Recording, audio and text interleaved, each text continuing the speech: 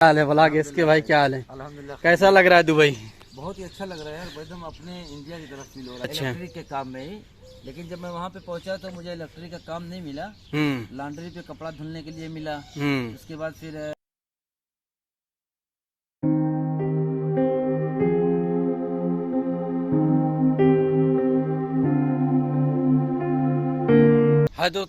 हाय दोस्तों, अस्सलाम वालेकुम। दोस्तों, इस वक्त मेरे के यहाँ मेहमान आए हैं दुबई के अंदर, और वो मेहमान है जो कि बहुत ही मुबारक शहर से ताइफ जो कि एक इस्लामिक कल्चर में बहुत ही मतलब जो मानते हैं मुबारक शहर, जिसको मक्का मदीना होता है, वैसे ताइफ शहर का भी एक बहुत अच्छा मुकाम है इस्लामिक नज़रिए में।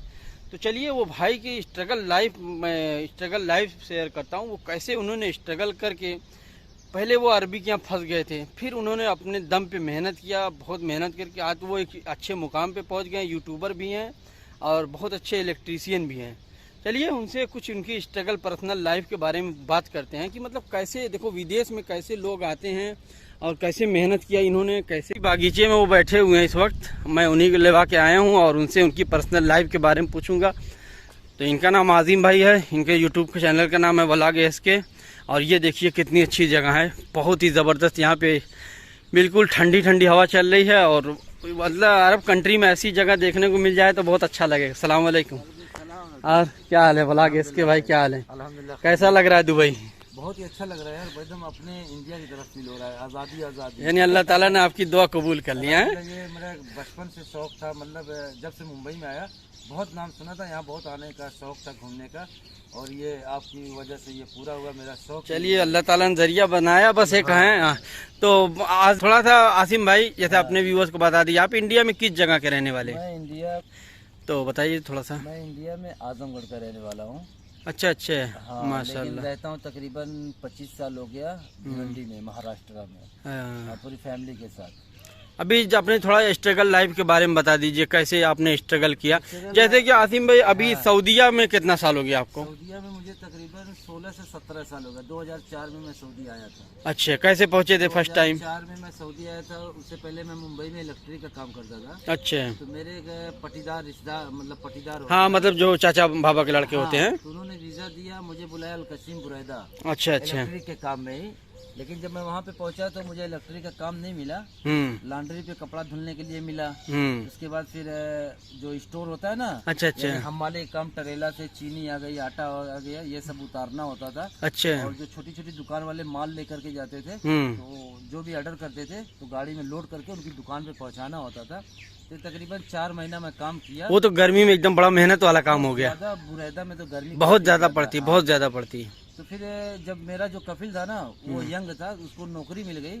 तो हुकूमत की तरफ से ये हो गया कि जो आदमी रखे हो उनको या तो कफाला दे दो या तो खुर्द भेज दो। अच्छा, कफाला मीन्स? कफाला यानी किसी और ट्रांसफर कर दो। अच्छा, तो किसी अरबी के यहाँ ट्रांसफर कर दो। किसी अरबी के यहाँ ट्रांसफर कर दो। तो उसने मुझे बोला कि भाई मैं नौकरी पा गया हूँ, अपनी दुकान बंद कर रहा हूँ, कहीं जो है अपने बाप के पास मैं ट्रांसफर तेरा कर रहा हूँ। उसके बाप का जो बताया ना, चीनी आटा ये सब का स्टोर था, वहाँ पे कफाला कर रहा था। तो मैंने बोला ठीक है। तो फिर उसने बोला कफाला करने का 2000 रियाल चाहिए। अच्छा, वो पैसा लेने लगा? पैसा तो मैंने अपने बेटे से पैसा मांग रहा है? अच्छा, आपसे मांगेगा? हाँ, चाहे आपका कफील दे। अच्छे, फिर आपने क्या बोला? मुझे ही देना था। तो मैंने बोला जब कफाले का पैसा अगर मुझे देना है तो फिर मैं बाहर अपना इलेक्ट्रिक काम में कफाला करूंगा। बिल्कुल सही बात है। जब उससे मेरी थोड़ा तू में हो गया, यानी जब मैं वीजा का पैसा दे रहा हूँ तो बाहर दूँ? हाँ, मैं अपने हिसाब से काम ढूंढ कर पैसा दूंगा। तो उसने बोला ठीक है, मैं कफाला नहीं दूंगा। तो जो मेरे साथ में जो मेरा पटीदार बुलाया था, वो भी उसके यहाँ ही काम करता था। अच्छा। तो उसको भी कफाला, उसका भी मेरी वजह से रुक गया। अब उसने उसको क्या 3-5 करके उसको चढ़ाया उड़ाया, क्योंकि वो उसके यहाँ पुराना था, 6 साल पुराना था। तो बहरहाल उसने मुझे बोला कि ठीक है, मैं किसी को कफाला नहीं दूंगा, तू चल मेरे साथ रियाज, क्योंकि उसकी नौकरी रियाज में लगी थी। अच्छा। बोलता वहाँ पे जो मुझे खाना बना के खिलाना, गाड़ी मेरी साफ करना, ये सब। मैंने बोला चल ठीक है, क्योंकि मैं 90,000 रुपया लगा करके गया था, और अगर इंडिया जाता तो 90,000 रुपया मेरा बर्बाद हो जाता। बिल्कुल सही बात। तो मैंने बोला ठीक है। तो फिर एक दिन जुमेरात का दिन था, उसने बोला कि चल वापस बुरैदा चलते हैं। तो मैंने बोला ठीक है। तो उस टाइम पे बहुत सुने होंगे आप भी कि लोग कहते थे ना कि अरे कफिल ने धोखे से जहाज में बैठा दिया। तो वही हाल मेरे साथ हुआ था, उसने धोखे से जहाज में बैठा दिया। बहरहाल मैं इंडिया वहाँ से पैक कर दिया था चोरी से, मतलब धोखे से, बिना बताए। तो फिर 2 साल के बाद मैं सऊदी अरब ताइफ शहर में आया। अच्छा, फिर वीजा मतलब कैसे? आजाद वीजे पे, तो मेरे एक मामू लगते हैं। अच्छा, अपना आजाद वीजा लेके। हाँ, तो उसमें भी आया, तो उसमें भी वही फंसने वाली बात थी। 3 साल उसमें भी फंसा रहा। क्या हुआ था? अपना काम कराता रहा, 1 रुपया नहीं देता था। लेकिन करते करते बहरहाल आज वही कफिल माशाल्लाह। अच्छा, हिम्मत बांध के करते रहे। हाँ, अब वजह खर्चा पानी देता रहा होगा। खर्चा पानी देता था, लेकिन वजह ये थी ना कि अब अभी अगर जो मैं घर चला जाता तो यही कहते ये कमाना नहीं चाहता। अच्छा, लेकिन सही मेरे बात। ऊपर क्या मजबूरी है ये तो सामने वाले को नहीं पता है भाई, परदेश की क्या मजबूरी है किसी को नहीं मालूम है। ये बात है। लेकिन गांव में तो लोग यही मजा करने लगते हैं, कोरी है, काम नहीं करना चाहता, घूमना चाहता है, वगैरह वगैरह। तो बहरहाल वो बर्दाश्त करके मैं रहते रहा। कुछ जिम्मेदारी ये भी थी कि यार इतनी मेहनत से मैं, मेरे अब्बा पैसा कमा करके मुझे जो है सऊदी भेजे 1 लाख 1.5 लाख, फिर मेरा नुकसान हो जाएगा।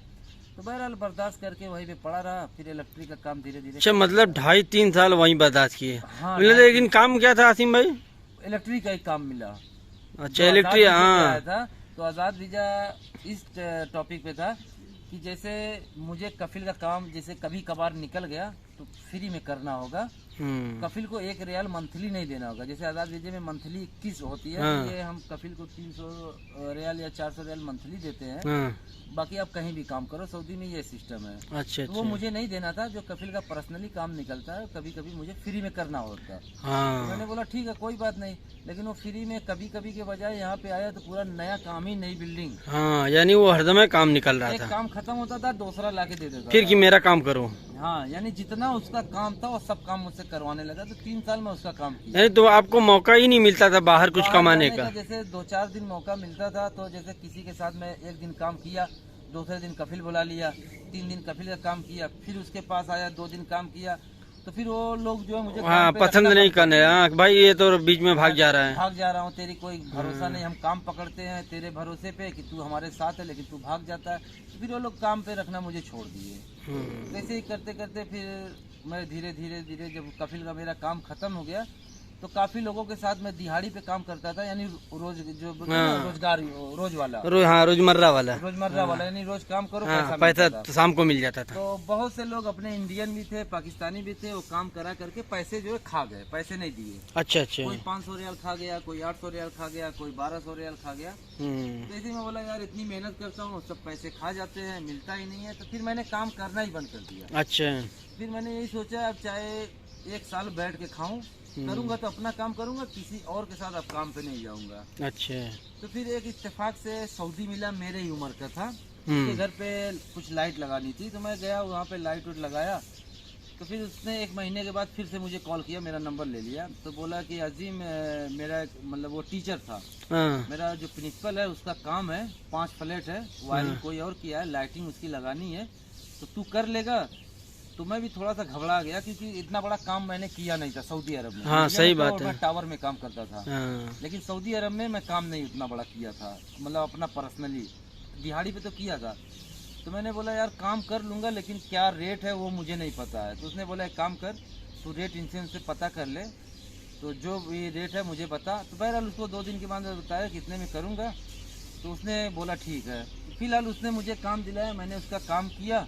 करने के बाद फिर उसने एक और काम दिलाया, फिर वहीं से वो जो है मेरी रूटीन बढ़ती चली गई। अच्छा, वो वाला कफिल को अच्छा कफाला दे दिया था जो 3 साल? नहीं, कफिल के पास अच्छा, छोड़ दिया था। अच्छा, बुलाता नहीं था फिर? नहीं, बुलाता नहीं था, उसका काम सब खत्म कर दिया था ना मैं। अच्छा, पूरा फिनिश। लेकिन अभी भी कभी कभार अब उसका काम निकलता है, कभी कभार। तो अभी पहले की तरह नहीं है। अभी क्या है कि जैसे आज उसने फोन किया कि अजीम आजा, घर पे काम है।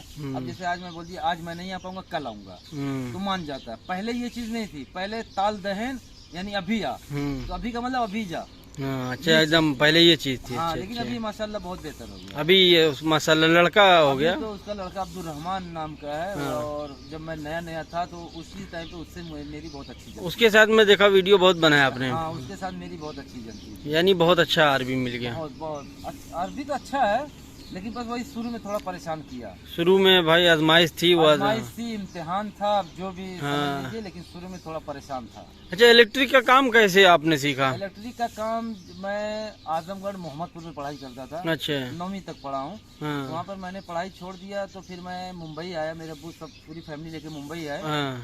तो मैं 2 ही चीज सोचा था, या तो मोटर मैकेनिक का काम करूंगा या तो इलेक्ट्रिक का काम करूंगा। तो मोटर मैकेनिक वाला कोई पहचान का मिला नहीं, न इलेक्ट्रिशियन कोई पहचान का मिला। तो पहचान के थे ये डेंटर के, जो गाड़ी डेंटिंग। अच्छा। तो मेरे अब्बू उसमें मुझे काम पे लगा दिए। 3 महीना में डेंटिंग का काम किया था मुंबई कुर्ला पाइप उधर मोहम्मद स्टेट रोड। अच्छा। तो एक दिन मुझे वेल्डिंग लग गई। उस दिन से फिर मैंने काम छोड़ दिया। बोला काम करूंगा तो बिजली का, वरना दूसरा काम नहीं करूंगा।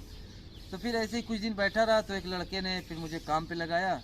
तो वहाँ पे काम करता था, तकरीबन 2 महीना किया तो कोई बताता ही नहीं था, बस वही हेल्पर ही, छीनी दे, हथौड़ी दे, पिलास दे, ये दे, कोई सिखाता ही नहीं था। मैंने बोला यार ऐसे कब तक करता रहूँगा। तो फिर मैंने वहाँ पे काम भी छोड़ दिया। तो फिर कुर्ला स्टेशन के पास में, मुंबई कुर्ला स्टेशन के पास एक नेशनल कॉलेज है डिप्लोमा वाला। फिर मैं वहाँ पे डिप्लोमा किया था नेशनल कॉलेज से। अच्छा, वहाँ डिप्लोमा? हाँ, डिप्लोमा वहाँ पे किया था मैं। तो वहाँ पे पूरा सीख गए? फिर वहाँ से डिप्लोमा किया था। डिप्लोमा करने के बाद फिर मैं कारीगरी में लगा मुंबई में ही।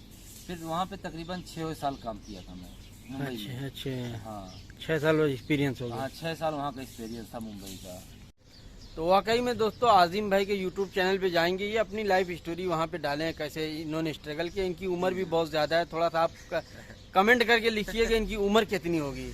मतलब जितना हम अब हमारी उम्र हुई है उतने लगभग उसी के समथिंग ये पहुँच चुके हैं। गल्फ अपना एक्सपीरियंस इनका है, समझ लो मेरे बहुत बड़े भाई हैं, ये काफ़ी बड़े बड़े भाई की उम्र के हैं। तो ये हमारा बंधु भाई बैठा है, ये हमारा दोस्त है। देखो बंधु भाई बहुत मेहनत करता है। बंधु भाई चाय इधर मिलता है? गांव में चाय मिलता है? इधर नहीं मिलता है, उधर अच्छा कैफेटेरिया मिलता है। इसकी भी स्टोरी बहुत अच्छी है। 2 मस्जिद अकेले संभालता है। हाँ, लेकिन हिंदी थोड़ा कम जानता है। हाँ, तो अभी आसिम भाई का अभी हम यूट्यूब अच्छा चलिए तो दोस्तों थोड़ा भी इनके यूट्यूब की जर्नी के बारे में पूछते हैं। वाकई में यह आदमी वाकई में बहुत मेहनती भाई। अभी देख लीजिए, अभी तो मैं सिर्फ सऊदी अरब की इनकी स्ट्रगल बता रहा था, कैसे स्ट्रगल था ना। ये 10 उंगली है ना, हथौड़ी चलाते चलाते छीनी पकड़ते पकड़ते छाला पड़ जाता था इधर। और मक्का में कितनी गर्मी होती है सबको पता है। बात सही, बिल्कुल सही। 3 साल मक्का में काम किया था। अरफात के पास में एक छोटा सा गाँव है वादी अलकुर, वहाँ पे काम करता था बहुत ही। लेकिन फिर भी अल्हम्दुलिल्लाह सबर का फल अल्लाह ताला ने बहुत अच्छा अल्लाह ताला दे। तो अभी देखिए माशाल्लाह। तो आसिम भाई कैसे फिर यूट्यूब का समझ में आया कि आपको यूट्यूब बनाते हैं? असल बात अभी माशाल्लाह यूट्यूब पे भी इनके फॉलोअर्स बहुत तेजी से बढ़ रहे हैं। 70,000 हो गए एक चैनल पे, दूसरे चैनल पे भी बहुत अच्छे हैं, और तीसरा चैनल भी एक इनका है। हाँ। 3 चैनल चलाते हैं एक साथ, मतलब 2 पे तो अच्छा वर्क कर रहे हैं, एक पे उतना नहीं करते। कभी कभार उस पे। तो आसिम भाई कैसे यूट्यूब बनाए? 900 वीडियो कैसे बनाए? लोग कहते थे कि आसिफ भाई, मैं यूट्यूब पे वीडियो देखता था ना, इलेक्ट्रिक की वीडियो, तो कोई खास जानकारी नहीं होती थी, टाइम पास होता था। मैंने बोला यार जो नए आदमी आते हैं उनको कुछ जानकारी देनी चाहिए कि सऊदी अरब में इलेक्ट्रिक का काम कैसे होता है। सही बात। तो उस चीज पे मैं वीडियो मतलब पैसे के लिए नहीं, ऐसे ही बना के डालना शुरू कर दिया।